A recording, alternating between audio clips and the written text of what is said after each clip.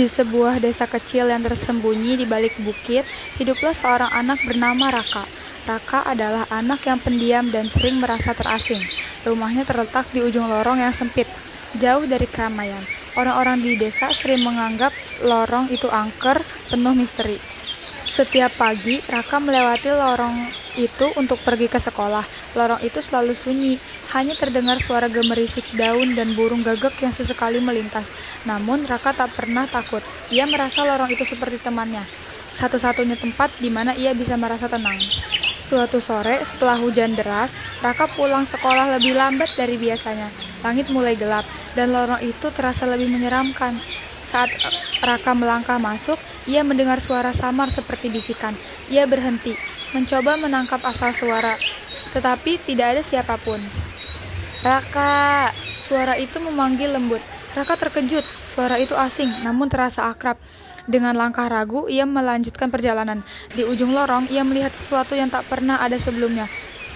Sebuah rumah tua yang tak pernah ia perhatikan sebelumnya.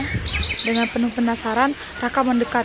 Pintu rumah itu terbuka sedikit, dan seseorang wanita tua muncul dari dalam. "Kau akhirnya datang," Kata wanita itu dengan senyum lembut. Raka bingung, apa maksud nenek? Saya baru pertama kali melihat rumah ini. Wanita itu tertawa kecil. "Rumah ini selalu ada, Raka. Kau hanya belum siap melihatnya." Raka merasa ada sesuatu yang aneh, tetapi ia tidak bisa mengalihkan pandangannya dari mata wanita itu. Mata yang penuh dengan kehangatan dan keakraban. "Siapa nenek?" tanya Raka. "Aku hanya penjaga cahaya," jawab wanita itu. "Lorong ini adalah tempatmu menemukan jawaban atas pertanyaan yang belum kau sadari. Tapi semua itu tergantung pada keberanianmu untuk terus melangkah." Raka merasa dadanya berdebar. Dia tidak sepenuhnya memahami kata-kata wanita itu. Tetapi ada sesuatu yang membuatnya merasa tenang. Wanita itu memberinya sebuah lentera kecil sebelum menghilang ke dalam rumah. Sejak saat itu, lentera itu menjadi teman setia Raka. Setiap kali ia melewati lorong gelap itu, lentera itu menerangi jalannya. Cahaya kecil itu bukan hanya mengusir kegelapan, tetapi cahaya kecil itu juga mengingatkannya bahwa keberanian dan harapan selalu ada, bahkan di tempat yang gelap sekalipun.